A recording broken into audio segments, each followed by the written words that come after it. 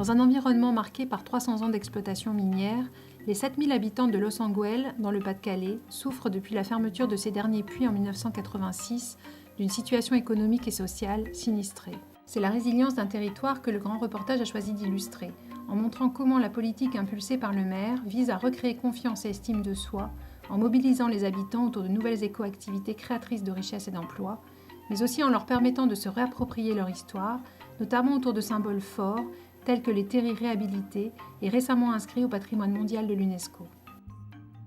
Ce qui caractérise notre commune, en fait, c'est d'incarner le modèle de développement d'hier, puisque la mine, c'était des énergies fossiles, ça se faisait au détriment de la santé des hommes. Ici, on mourait à 50 ans, c'était normal au fond de la mine. Ça se faisait au détriment du territoire, les pollutions. La mine était prédatrice du territoire et des hommes. Et moi, je suis arrivé maire en ayant finalement à gérer les séquelles de la non-durabilité de cette époque-là.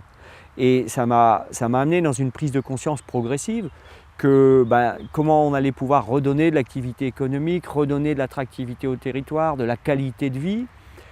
Finalement, c'était progressivement construire un mode de développement beaucoup plus durable en se posant la question des impacts sur l'écosystème, les humains, tout en recréant de la richesse, puisque ici, on est dans un secteur où il y a un taux de chômage très important.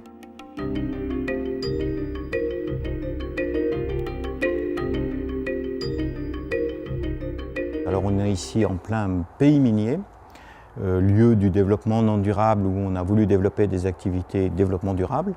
Et vous êtes ici dans ce qu'on appelle le théâtre de l'éco-construction. Notre mission, créer de l'emploi dans le secteur donc, des éco-activités, de l'environnement, parce que notre région a des atouts là-dessus. Premier domaine, vous le voyez ici, c'est l'éco-construction, l'éco-matériaux pour faire de la rénovation, de la reconstruction, de la réhabilitation ou de la construction neuve, et avec un certain nombre de techniques et de technologies qui sont présentées ici et développées. Sur ce domaine, on veut, pour les artisans, pour les architectes, pour les bailleurs sociaux, pour le grand public, qu'ils puissent voir, toucher et comprendre comment ça va se passer s'il veut répondre aux exigences du futur ou avoir des maisons de qualité ou des rénovations de qualité. Donc on accompagne des créateurs, on accompagne le développement d'entreprises et on accompagne des laboratoires sur l'ensemble de ces sujets. C'est ça notre mission.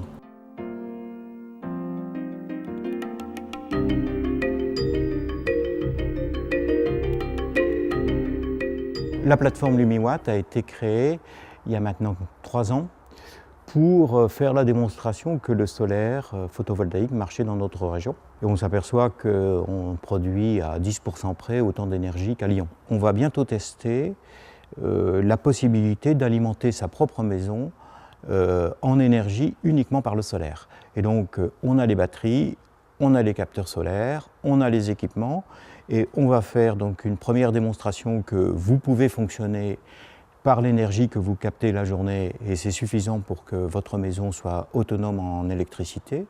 Et on va regarder aussi comment ça peut fonctionner pour un écoquartier. Donc une des autres phases, c'est comment s'il y a 200, 250 maisons ou 30 maisons, on peut faire un système intelligent et réparti de production. Donc on n'aura plus les panneaux solaires sur chacune des maisons, mais on pourra l'avoir à un endroit bien concentré et donner de l'énergie à tout un quartier.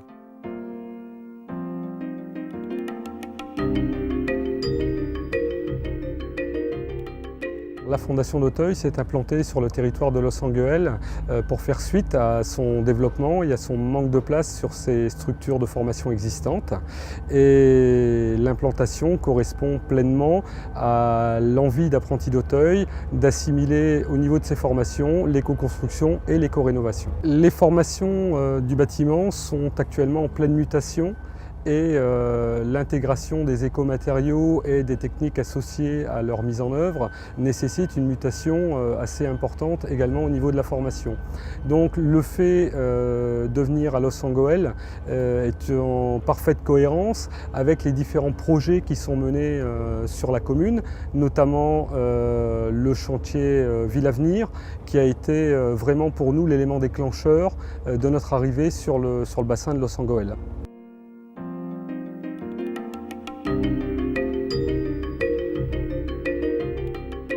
Si à Loos-en-Gohelle, on est capable de montrer qu'on peut faire de l'éco-construction et que ça marche, qu'on est capable d'observer le retour des espèces. Le pic vert est revenu dans le jardin public de la ville.